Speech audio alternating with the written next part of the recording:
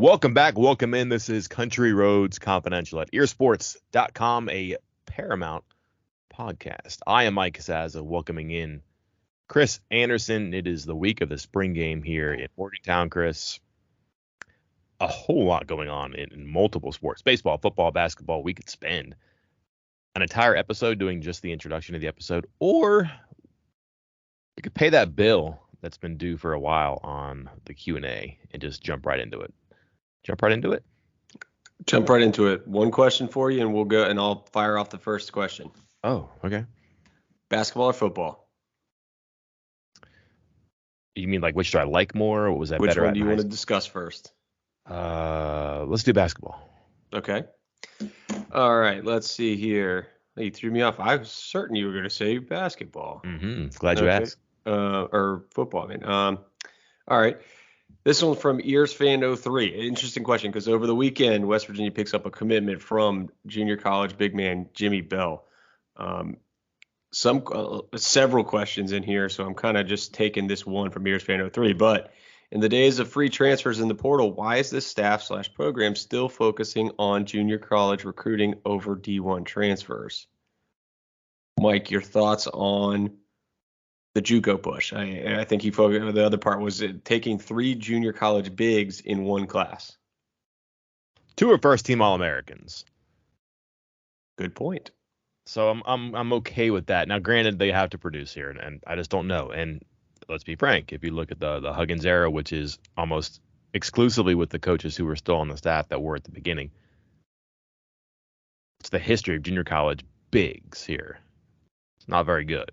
So I think you can definitely arch your brow here a little bit on this one. What's curious to me is that they had, let's just say, like a Project E big from junior college who quite likely was not going to be a major impact in the upcoming season, had multiple years of eligibility, but was going to have to work hard and develop, which, again, have not seen that here. And they said thank you, but no thank you to Federico. And they took Jimmy Bell, who is a project-y kind of junior college big who may not give you a whole lot this year, but does have time to develop, which you frankly haven't seen from junior college bigs in this program. So there's certainly reason to be suspicious here. To answer the question is also to ask the question, like, why do they keep doing this? Like, why do they keep going into the junior colleges when they can get more immediate or more seasoned help? Don't know. I believe they had a relationship with Bell before. Not great in his freshman year or even his second year, especially at St. Louis. Did get better, or at least like looked better, played better, maybe more dominant. But I wouldn't say he was a great player or a dominant player in junior college. But 6'10", 280 for a team that did get pushed around and was a little bit light in the post last year, that's what they didn't have, and now they do have it. He's not like the 6'10", 212, 218-pound guy that you have seen in different junior college matriculation. So it's a different look, but is there someone like this out there who's at a group of 5 or a power 5? Probably. And is Bell's experience so much at St. Louis to differentiate him from a junior college player? I wouldn't think so. So I don't know what the great answer here is, except that they've done this before. They've used junior college players before, and it's familiar to them, and they can get a relationship and they can get somebody without having to work too hard to do it. Timing is something of the essence here. If you can get an easy one that you think you can develop, you do it. And that's probably the best way I can explain it. It's not a great answer though. Do you have one? I don't. I would like to start off by putting it, like, when we say 3 junior college bigs, I think it's we need to clarify that Pat Sumnick is different. Like that's like a forward. That's a 4. I don't want to lump him in the same boat as Bell and Wagyu. And I'm with you, everything you just said there, because my thought was once they got Wagyu, okay, you're good there. Maybe not good as far as big men go, like maybe still adding another big man, but I kind of assumed and thought maybe the next move after adding Wagyu was, okay, now they're going to go look in the transfer portal for a big. And again, what's the difference between a transfer and a bounce back? Because that's a bounce back being what Bell is, somebody who went and played Division I ball, went back instead of sitting out in the old days when you had to sit out a year, you would instead go to junior college, play a year, and then, quote, bounce back to Division I athletics. And that's kind of what Bell is. Obviously, he didn't have to sit out a year, but he chose to go to junior college for a year and then come back out. So what's really the difference there? And then follow up, what's the difference if it's going to take 2 years? And I think we've seen that with a lot of junior college players at West Virginia, that it takes 2 years to figure it out, or until your second year to figure it out. Why take a 1-year guy if it's going to take them until the second year to figure it out? Now, I know everybody wants to get that everything figured out and turned around in year one, but if you just keep taking 1-year guys that need 2 years to figure it out, you're just going to be perpetually trying to figure it out. So I don't hate it.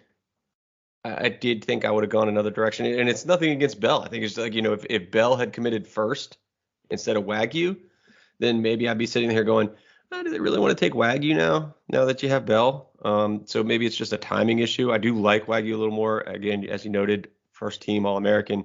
Bell, a little more of a project, a big guy that needs to, cut down on his weight and get a little more athletic if he really wants to make an impact at this level. So it's okay. I'm fine with it, but I did think they were going another direction. I just don't think it's as bad as a lot of people were making out. Is O'Banner a good reminds you of for Sumnik? Yeah, I think that's fair. Trying to think of people that they may have actually seen this year. Kind of a perimeter guy who can rebound and can play inside. Shoots it a little bit. Actually became a pretty good shooter. Didn't shoot it very well earlier on, but shot it better at the end of the season, and also has some Division I experience. He started at Robert Morris. So again, someone else they weren't completely unfamiliar with either. Yeah.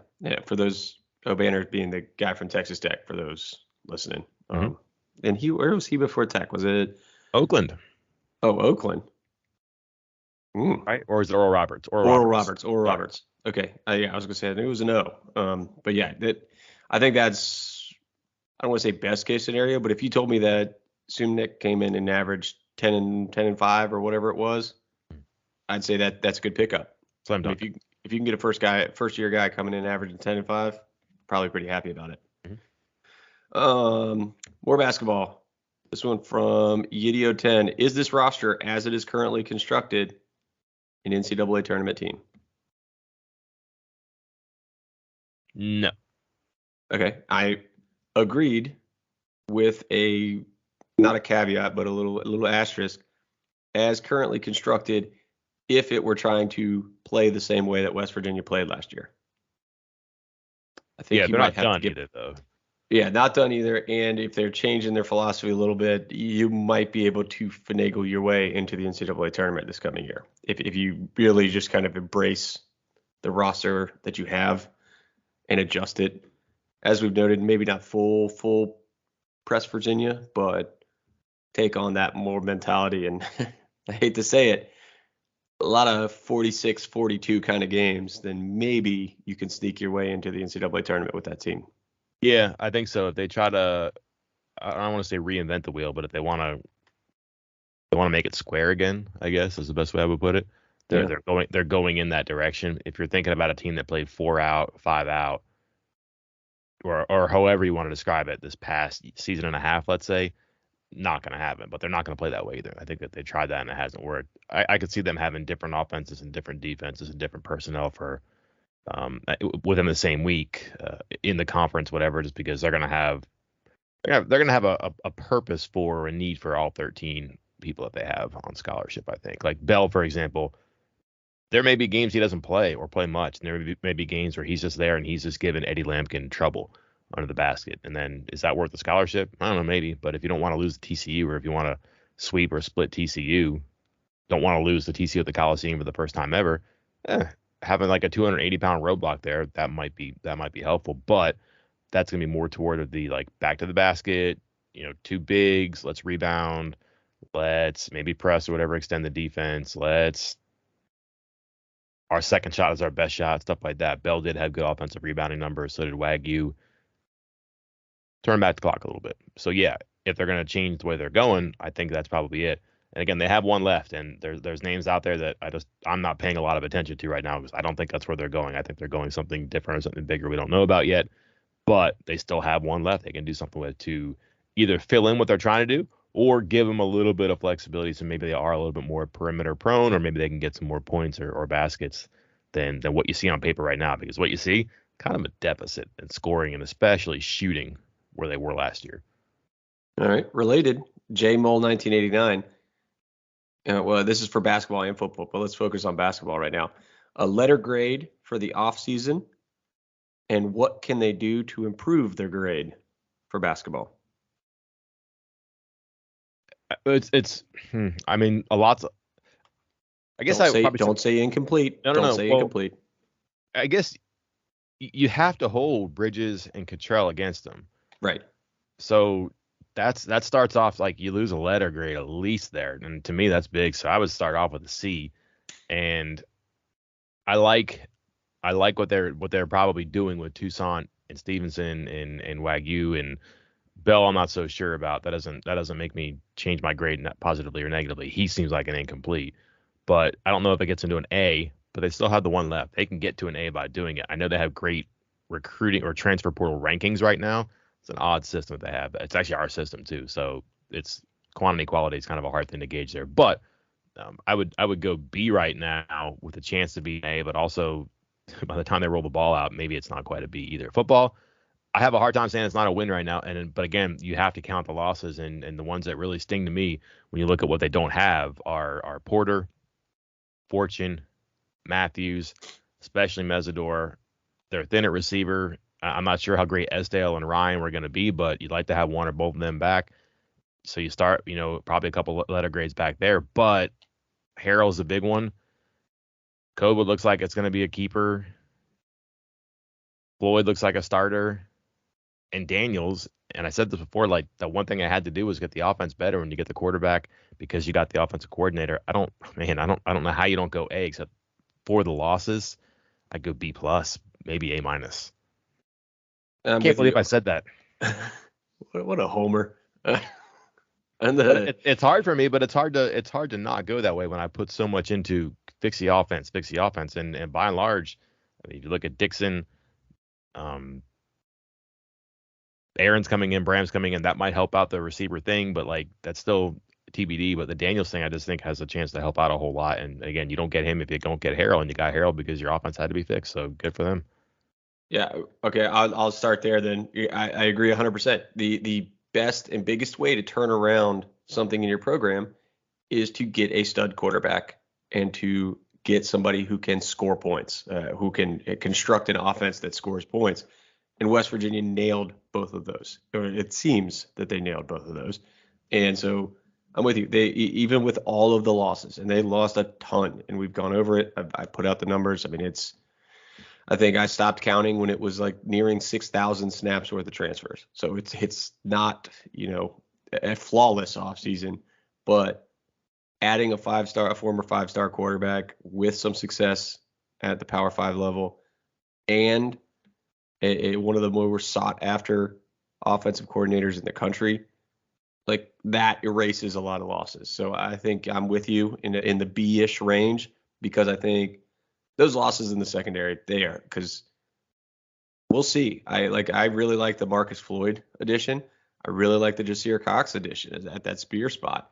But if they can add one or two more that are at least parallel with their losses or potential for an improvement, then it's going to be an A for me, even with all the losses that they had, because I think that's the big spot that they're missing right now is that secondary, obviously, and it hurts losing some of those young guys that were already contributing. On basketball, yeah, I think like a C plus right now, and if you can get one more good addition on the wing, especially, you could move into B territory. I mean, you could move into A territory in basketball if you get a stud. How many studs are out there right now on the wing that West Virginia has a realistic shot at? Not many. So I think it's realistic for West Virginia to try for basketball to get into a B range for me for their offseason moves. I agree.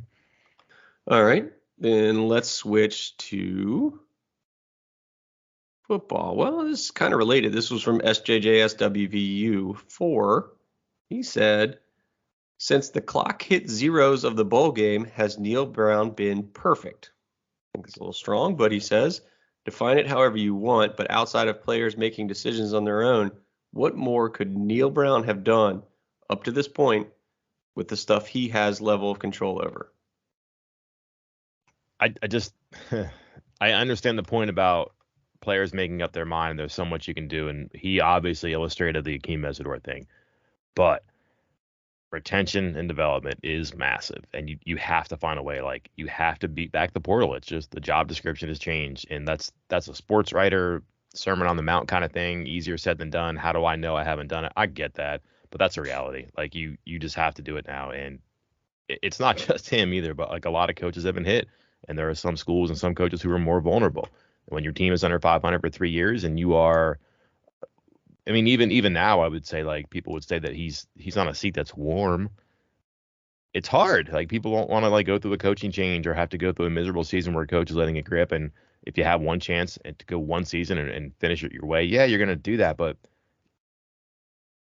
you can't keep moving forward if you're taking steps sideways and backward, and you got to keep people on the roster. So, not perfect.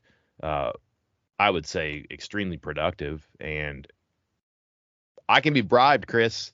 Like, practice time and impromptu news conferences and player availability. Like, I think that they have opened up their arms a little bit, and that's not just a me thing. Like, I think you would say that his, I don't know, his Q rating or whatever has gone up because people know more about this team. Like, I actually feel like there's excitement about the spring game for the first time in a long time. We're talking about canceling this game, not even playing it.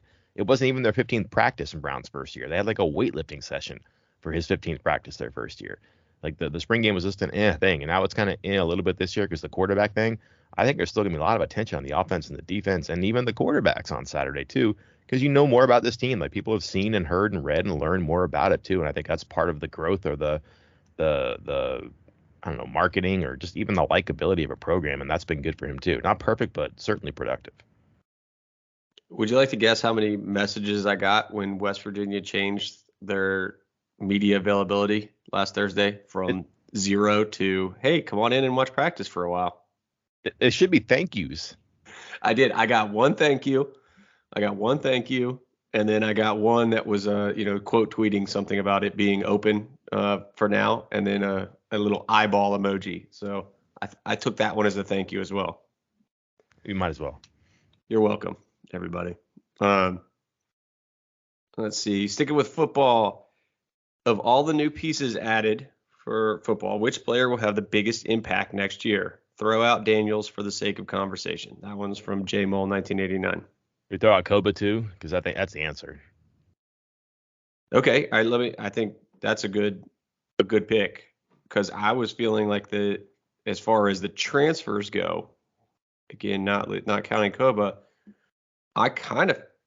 they're almost all of them are being brought in to contribute right away. So it's not like we're predicting that any of these guys are going to come sit the bench, but I feel like Jasir Cox was a really good addition and somebody that is going to play a major role this year. Mm. So then we're getting into this conversation of Jasir Cox or Lee Koba, and I hadn't thought about Koba just because since he's already on campus and was a quote unquote traditional recruit, even though he was at Syracuse. So, that's a tough one. That is it. You're sticking with Koba over Cox though? Yeah, he's your starting Mike. He's probably going to get like 80 tackles this year, and he's blitzing, and you absolutely had to have him. I would say off of that first line, right? So let's just take those two guys off, and Oliver Straw, of course. Mm-hmm. I just want to see Jacoby Spells. Is that okay? I know he's not here, but like, I don't believe that second cornerback spot's closed off to anybody. And if he's as good as you think, I think he's going to play. So as long as he's able, but like, there's no way that guy's redshirting in 2022 because of the way things go. That would be curious to me. And then I think Palendi has a chance to be really helpful. And again, those are odd picks. We can go like and argue different guys who are here or who are coming in. Like maybe the receivers could be, but Palendi gives them a chance to do some things at tight end that either they couldn't do without O'Loughlin or they could do when O'Loughlin gets back that they really want to do. And then I've been kind of infatuated with Spells for a long time. I just think that there's a chance that a freshman can play corner, and that he's good enough. And more importantly, I don't think there's anybody in his way who's going to keep him off the field right now. He has a lot to do with whether he plays or not, of course, but I think there's a chance there. Huh. Nice transition coming here, Mike, because you talked about 4-star cornerback Jacoby Spells and coming in and contributing right away.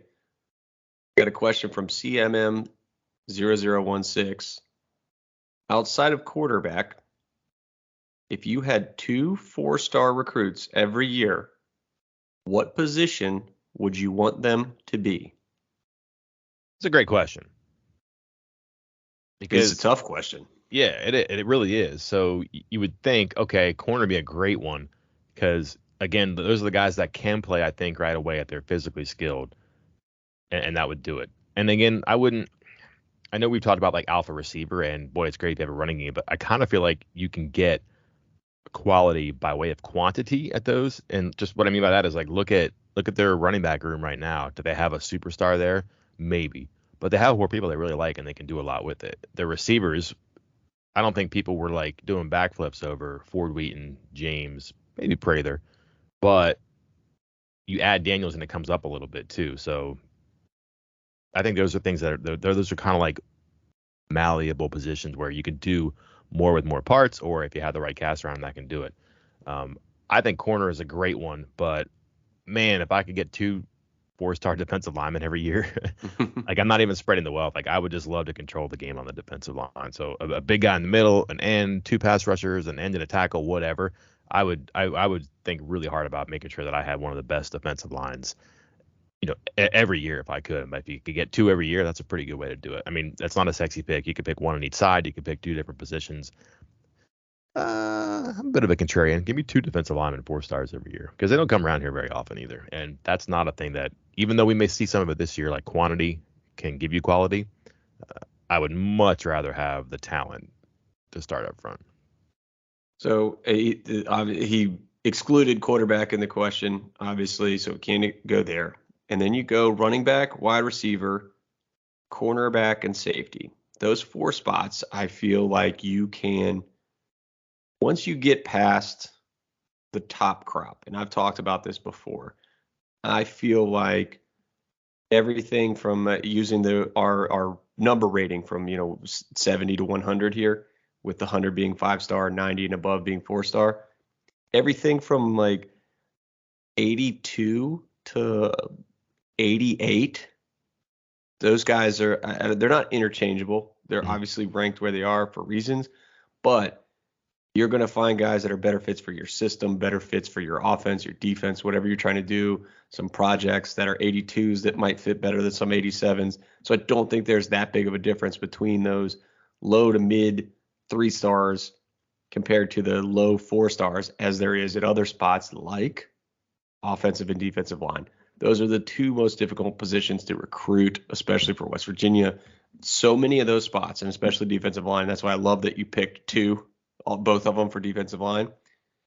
When you talk to these recruits, it's like, what are you looking for? What are you looking for? What are you looking for in a school? And defensive linemen, more than any other position, their answer is somebody that's going to develop me for the NFL. And there are certain schools that have a recent history of that is much better than any other program out there. And those defensive linemen continue to flock to those schools. So if you could pull defensive linemen, 4-star defensive linemen, and 4-star offensive linemen, that's the way I'd go.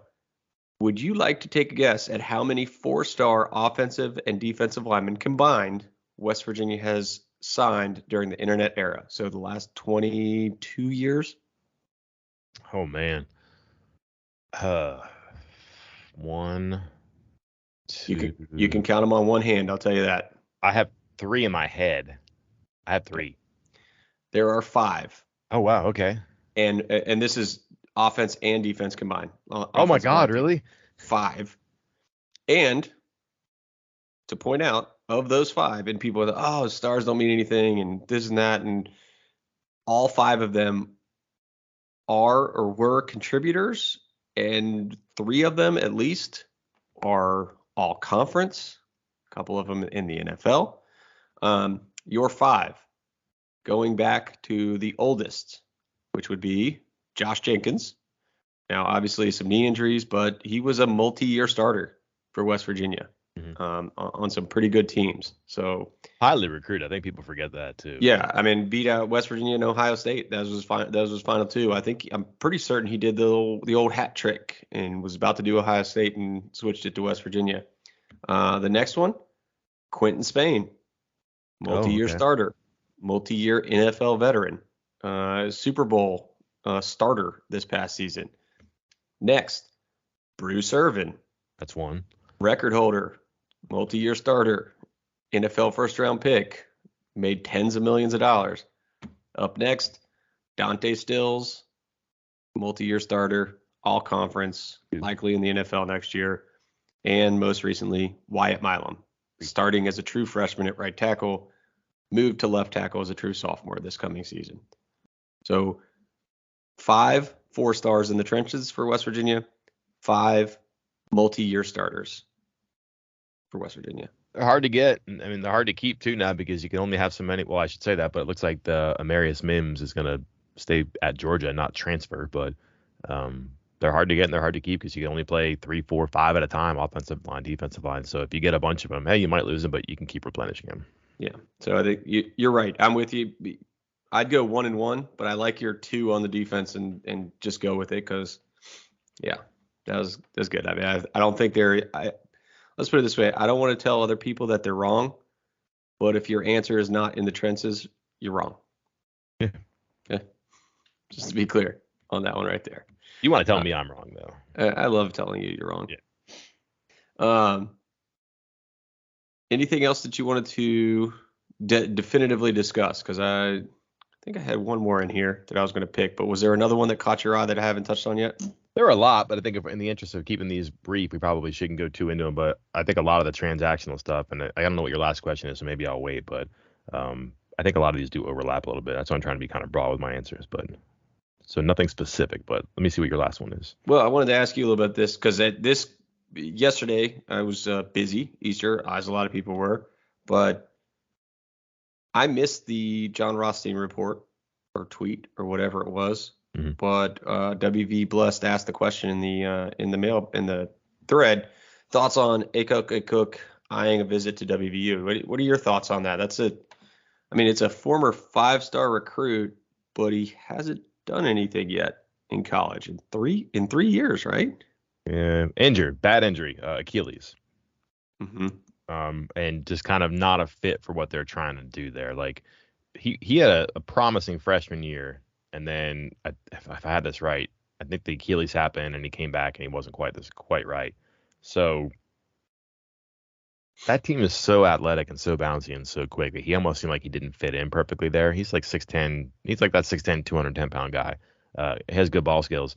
I think a lot of people think he's going to end up at Providence or maybe Pitt, and Pitt's in the neighborhood, so the visit might make some sense. I'm not sure he's a fit here for that or what they want to do. I know there's a connection from his AAU. I believe he's from the Northeast, and West Virginia has some connections up there. So it's not just flying in blind. They do know one another, and there are some relationships there. So it's not like they're just wasting time and letting him come in for a free meal. Let me ask you this, Chris. Where does he fit? Well, that's where I'm getting at it here. It's like, they're going to take another 6'10", 200-pound guy. Like he's much more of like a 2-3 than a 4-5, though. Yeah. Like he's kind of a skillsy player, but I don't know what he's going to be able to do coming back from that. And just talking to some people and even reading some of their stuff online about him, he just didn't look right this year, and the numbers went down. Now, how much of that is the Achilles? Does West Virginia have a magic wand when it comes to Achilles? And maybe that speaks to him like, oh, wait a minute, I saw what happened with Cottrell. But then again, was Cottrell like this great project that turned out perfectly for everybody? No. So I don't even think there's anything like that, just as far out as that may be. But it's a guy that, again, if he wants to come by, you can't close the doors and say no thank you, because who knows, maybe it works out, maybe he's there and in a need or something like that. Maybe he's your 13th or 14th guy. But I look at it, I'm just thinking, like, what about the situation makes him say, yeah, that's for me? Is he going to be a 6'10", 3? Is West Virginia going to have just a lineup of doom that's, a point, a 2, and then 3 guys who are 6'8", 6'9", 6'10"? I don't know about that. I'm not sure how that works. But then again, like, we don't actually know how this is going to look, and they could just have like all these different chameleon lineups and he'd be part of it. But I wouldn't put a whole lot in that right now. I think a lot of people think he's got a destination made up and he's going to take his visits, and this one may just be closer to others. But there are connections there too. They do know each other from AAU, and again, you don't say no. You know how they have in coaching searches when a coach doesn't work out, he gets fired, and then you go in the complete opposite direction. Like you had an offensive coach and didn't work out, so then you go hire a defensive coordinator or vice versa.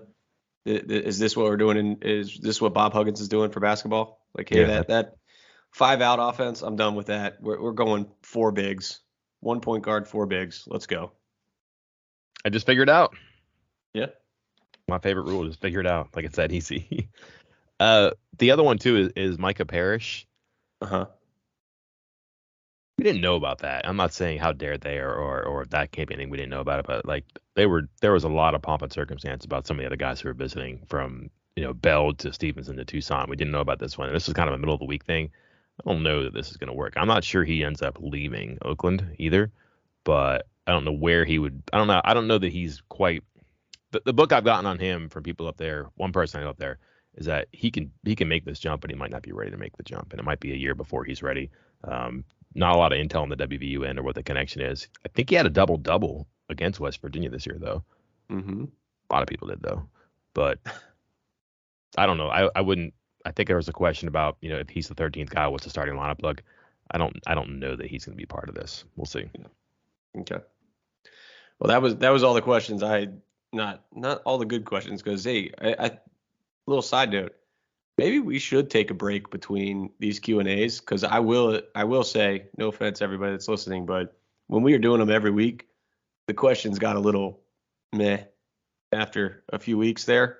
But now that we've had some time in between them, there are a lot of good questions this time around. So good job, everybody. And I'll answer the rest of them in written form. But any more you wanted to talk about on here? I'll just say this, and this is kind of, it does so up what we're talking about with basketball, and it's the first question in the thread from Leighton about, is it okay to feel worried about this recruiting class? And it's funny how things change, because Stevenson, Tucson, you think you're building up towards someone, and all of a sudden you go, Bell. I don't know that it's done yet, but that May 1st thing is important in that if they're going to go to 14, which I think they would do, I think that they would find a way to make it work if they could find it. They kind of have to do that because if they're going to jettison somebody, they have to do right and give that kid a chance by May 1st. But the other part about that is, like, I think anybody who's going to be in is probably in or will be in the next, like, 48 hours, let's say. But then there's a huge wave of players after that, so they may be done in that they wait for number 13 for a while. I don't think they're going to add anybody right now, which means we'll have a lot of time to answer this question. But I think the Bell thing does make people say, what's going on here? Like, where's the big person? Mike, you said they need players, not pieces. These look like pieces. I get it, but they still have 1, maybe 2 left. And that's a really good question that I don't think we can answer yet, but I understand the concern. Like, where are they getting the points, or where are they getting that thing that they've lacked? Just don't know from what time frame we're pulling from for the thing they lack, because they do have some of the things that made them good when they were like Big East or like Big 12 competitors. They don't have a thing that made them entertaining the past season and a half, but they might not want that. So we'll see. We'll have a lot of answers, I think, with their 13th, maybe 14th spot. Well, thanks for ending on a downer there, Mike. No, I mean that as like a stay tuned. Don't get down. Like, there's no answer yet. My point is that maybe it hasn't followed the trajectory you want, but maybe they're not finished yet. And I just think that they're looking for someone big. But far be it for me to predict the future here. I just think that there's a reason to be right in the middle of the road right now. That's all I'm saying. All right, that's fine. That's a nice measured approach, which is not something we often see on the message board. So good job. All right. Well, we'll come back and stay measured in the future. Again, maybe a couple weeks from now. You're right. We had some good questions. We'll see about the answers, but we'll do this again in a couple of weeks. Until then, I'm Mike Casaza. And I'm Chris Anderson. We'll talk to you next time.